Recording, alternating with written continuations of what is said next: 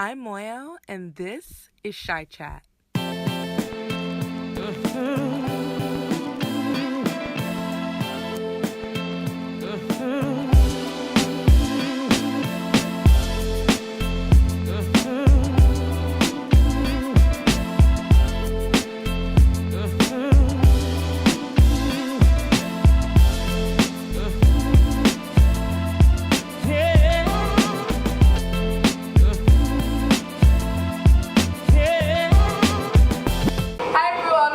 Another episode of Shy Chat. I'm your host Moyo, and today I am sitting down inside Few Spirits with the owner, Paul Haletko. How are you? Doing great. Thanks for coming in. Thank you for having me here.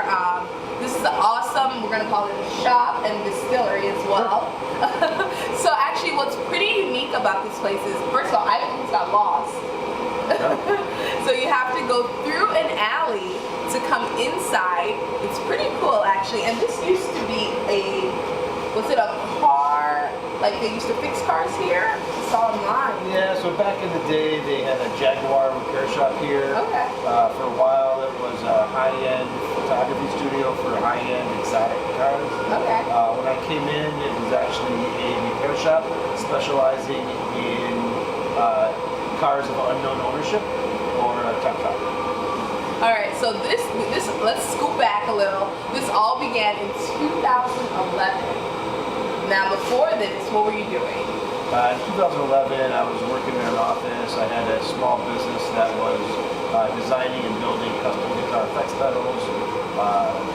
Living with my wife, with my 3 kids, and it was time to do something different. And what sparked your mind that said maybe this office cubicle life is not for me anymore? Well, I spent a lot of my life trying to get out of offices and trying to get out of cubicles. Yeah. And what ended up happening was my grandfather died. And it happens to a lot of us, unfortunately. But for me, it kind of hit a little bit home because before World War II, his parents had owned a major brewery in what's now the Czech Republic. Okay. You probably heard about what happened when the Nazis invaded Czechoslovakia. It was kind of a thing. And Nazis confiscated the brewery and sent the whole family to the camps where they were all murdered, except for my grandfather. And he spent the rest of his life trying to get the brewery back and never did. And then when he died... And what was it called? We don't put that in there. After he died, it kind of struck me that it was gone forever if I didn't do something about it. And rather than raise a fist to the sky and complain about all the stuff that had happened, I'd really much rather do something that's positive and bring mine. Something to bring people together rather than raising a fist. Why me? Why me? We'll just start over. It's okay. I don't mind. And so Few is kind of trying to regain and rebuild some of that family legacy in the alcohol business, which is something that we had always done, and it's taken from us, but we're taking it back. Now, when you first started, was there any feelings of doubt or any family members that maybe wanted to tag along and join you? I mean, I think there's always doubt, and certainly all my friends were like, what the hell are you doing? But you can't really, everybody's going to throw stones at you all your life no matter what you do. Everybody's going to tell you you can't do something, but all it takes is one person to say, yes, you can. Yeah. And the only person that can say yes is your own self. So I just kind of believed in myself and I'm believing in myself ever since. Wow. So now it's 2018 and you're doing great. You got a lot of business, a lot of customers, and you're actually in different states as well. Mm-hmm. So how did that come about, the expansion of Few Spirits? A lot of our expansion has just kind of been happening and we've had some pretty good luck. We're currently distributed across about 46 or 47 states, about 35 countries across 4 continents. We're just about to add our 5th continent sometime late this summer, I think, maybe going into fall. I'm not sure when we're going to actually pick up, but just signed a deal to go all across Africa. So I'm kind of excited about that. Congrats. Africa. Congrats. What country are you looking forward to the most, if any? Yeah, I don't know, man. I'm excited. I'd love to go see Egypt. I'd love to be in Cairo. I want to go down south into South Africa. But I think we're going to have a lot of really good opportunities, a few other places as well. I I don't know much about Africa, having never been, but I'm really excited to try. Well, I'm Nigerian, so Very cool. you have to definitely go to Nigeria because they love to party, Yep. they love to drink, and I'm sure they'll love few spirits. I'm actually told Nigeria is going to be our #1 market. I didn't want to say, I didn't want to, put too much pressure. I don't know, but that's what the rumor I've heard is that it's a big party area. It is. And that they really love whiskey. Yep.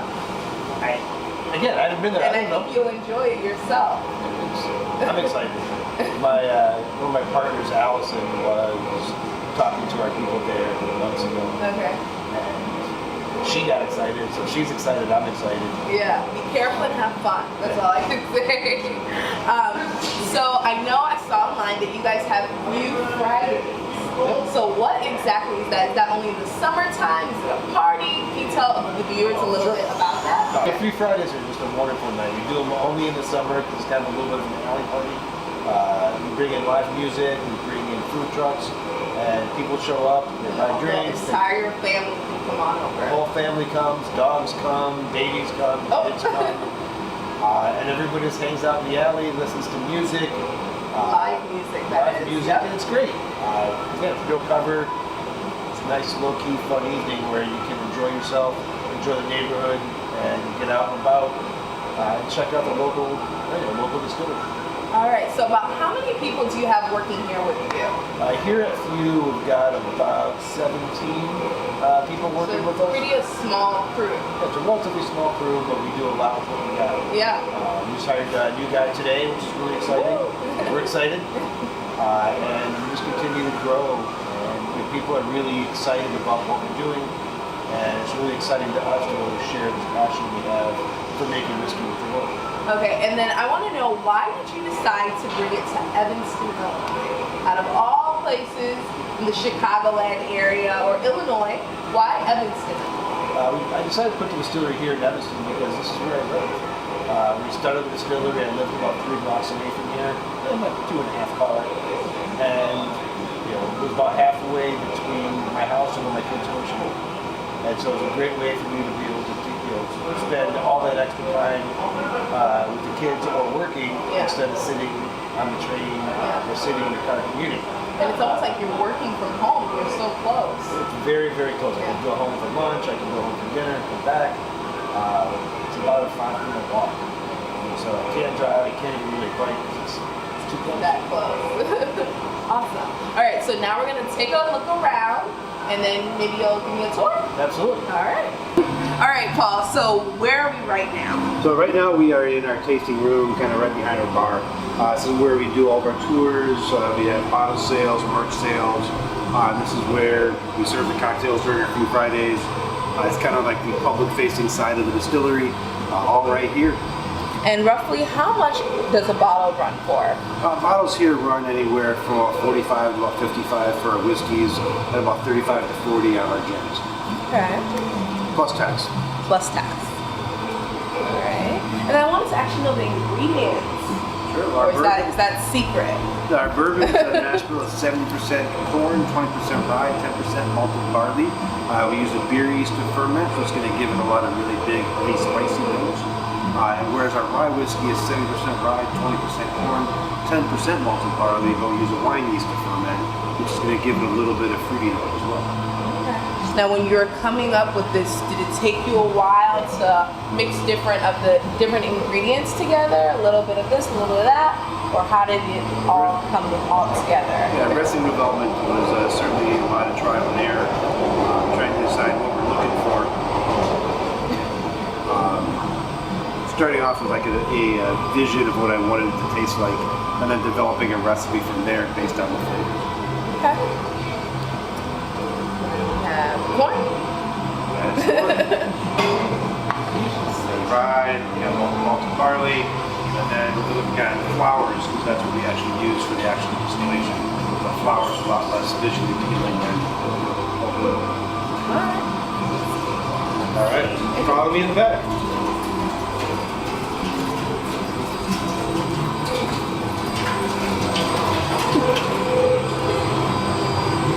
One of the things that makes Few special is that we're actually a grain to glass distillery. Okay. What that means that we actually make all of our own products ourselves right here.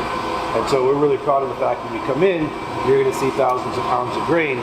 Whereas if you go to most other distilleries around the country, you're not going to see anything. It's primarily just a showpiece. But we actually make our stuff here, something we're really proud of, something we brag about and show off. And so I always make a big deal that, hey, look, you can see bags of grain here. Yeah. All the grain comes in, obviously comes in from the garage door, but it gets cooked in our mash tank, which is over my shoulder here. That's where we heat it up, cook the grains, and we're going to convert the grain from grain into starches. We added malted barley to break those starches down into sugars, and then we added yeast to convert those sugars into alcohol, which is, of course, the whole point of the distillery. Wow. So many steps. It's a lot of steps. And then, like, even getting the grain, how did that go about? And, like, finding the right vendor? We've gone through several different vendors trying to find it. We're pretty lucky that we're here in Chicagoland. We have a lot of very good, very high quality grain, all local to us. We're in the breadbasket of the world. So getting good quality grain isn't the hardest part, but we do try to go through and make sure we're getting the best we can, as local as we can. Okay. Alright. Can we go over there? Yep, come over here. Once the mashing is complete,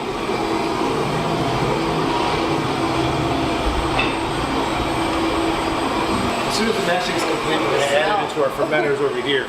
Once it's in the fermenters, that's where the yeast is actually going to do their work and convert all those yummy sugars into even more yummy alcohol. When the fermentation is complete, we're going to take it out of the fermenters and run it through our column still, which is right behind it.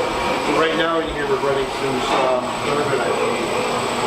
And bourbon's going to come in through the bottom, get pumped all the way to the top, and it's going to come crawling down the middle. At the same time, we're adding steam at the bottom. The steam is going to come in, it's going to rise up, and it's going to boil the alcohol that's in the liquid.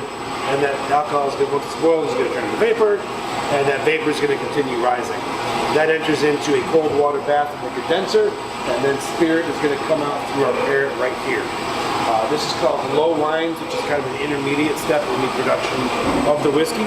We're going to collect all those low wines, and we're going to finish it in one of our whiskey production stills, or a batch still, which is just kind of over your left shoulder. We'll show you that next. All right. Lead the way. I feel like I'm in the Willy Wonka chocolate factory. It is kind of. There's all these little pipes and things running around. No chocolate. I don't want to touch anything. No chocolate, but we do make whiskey. Okay. So once our low wines are collected, we're going to put them through our whiskey still, which is right behind me, and we're going to redistill it so we turn it into actual whiskey. So here it's a batch still, add in the liquid here, heat it up, boils, alcohol vapors rise, enter into the cold water bath of the condenser, and then that's whiskey coming off the parrot right there.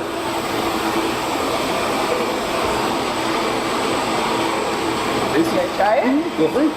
Looks like water. Yeah, it doesn't taste like water.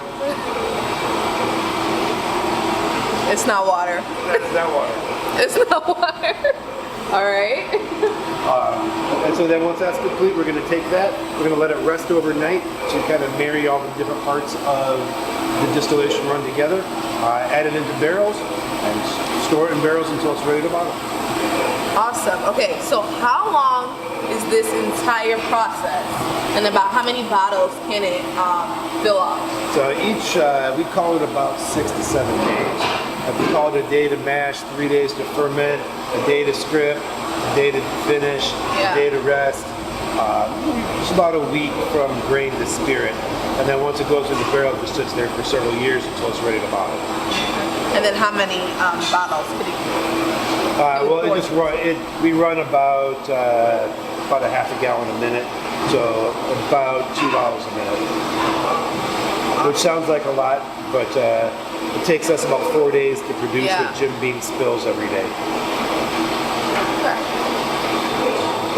Pretty interesting. So if you want to see, we got some barrels sitting right behind you. These all just got filled up today. Getting ready to go over to our rack house tomorrow. And where's that located? About a mile and a half away. Everything's here in Evanston. Something we're pretty proud of. Yeah. So what's next for Fused Spirits? Bigger? Better? For Fuse, it's getting ready to really grow. We've been really building up over the last couple of years, and we're real excited about what the future holds. Yeah, I love it. Well, thank you so much for having me. I Thanks for coming enjoyed by. it. Thanks for coming in. And if you guys have not tried Fuse Spirits, make sure you check it Please out. do. Where can they find it? Fuse all over Chicagoland at Binny's, Whole Foods, Jewel, Myers, as well as all the great independents, Infine Spirits, Lush. If it's a great independent, they have it. If they don't, ask them why. Ask them why. Make sure you guys check out Fuse Spirits and take a shot. Bye. Cheers.